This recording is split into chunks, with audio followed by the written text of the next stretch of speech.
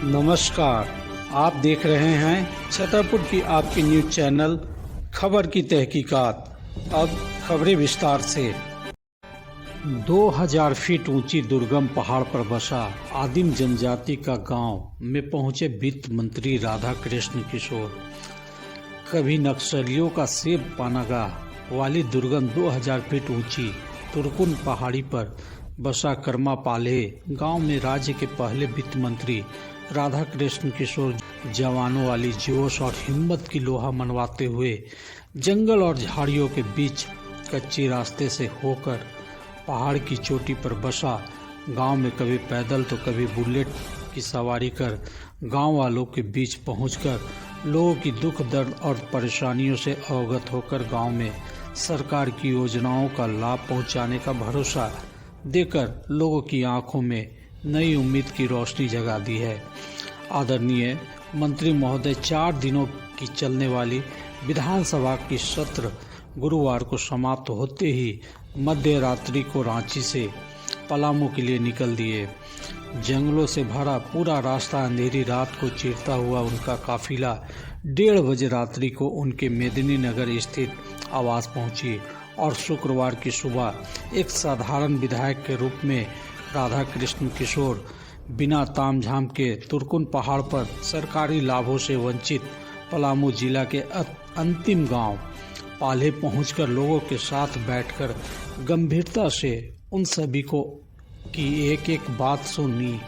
और सभी को सरकारी योजनाओं का लाभ देने में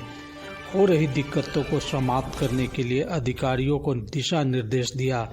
और उक्त गांव में जाने के लिए रास्ता से लेकर हर एक मूलभूत सुविधा पहुंचाने का भरोसा दिया।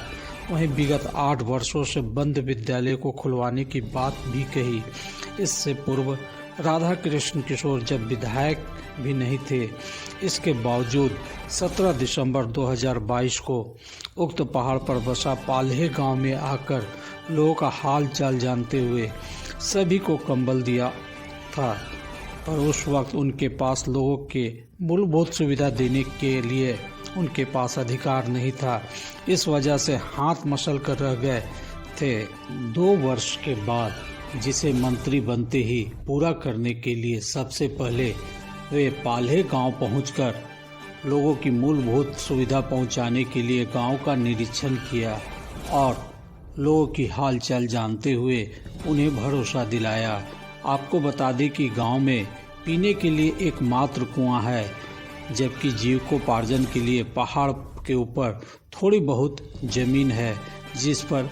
आसमान से होने वाली बारिश पर आधारित खेती की जाती है। तो वहीं अबुआ आवास का लाभ महज 4 लोगों को अब तक मिली है, जबकि वर्ष 2016 में उत्क्रमित मध्य विद्यालय को सरकार के द्वारा मर्ज कर दिए जाने के कारण छोटे छोटे बच्चे शिक्षा से वंचित हो गए हैं। वहीं जो बच्चे बड़े हो गए हैं वे प्रतिदिन 2000 फीट ऊंची पहाड़ से पैदल उतरकर 3 किलोमीटर दूर स्थित स्कूल जाते हैं और फिर शाम को पुनः सीधे चढ़ाई वाली दुर्गम पहाड़ पर पैदल चढ़कर घर लौटते हैं। आपको बता दें कि आज़ादी के 78 वर्ष तक कोई इस गांव और लोगों की सुध नहीं ली थी, पर वित्त मंत्री ने वहां जाकर लोगों के बीच विकास की उम्मीद जगा दी है। इस अवसर पर छतरपुर के बीडीओ आशीष कुमार साहू, अंचलाधिकारी उपेंद्र कुमार, प्रशांत किशोर उर्फ बंकू बाबू, अशोक सोनी, मुखिया हरिंदर कुमार सिंह, मुन्ना चंद्रवंशी, उदयगढ़ के पूर्व मुखिया राजेंद्र यादव, रंजित जायसवाल उर्फ फंटूस, पंकज पासवान, नौडिया के प्रखंड प्रमुख रेशम कुमारी, कुर्बान अंसारी, लखन प्रसाद यादव, विकास यादव, कमलेश यादव, ओम प्रकाश चंद्रवंशी, आलोक यादव सहित कई लोग मौजूद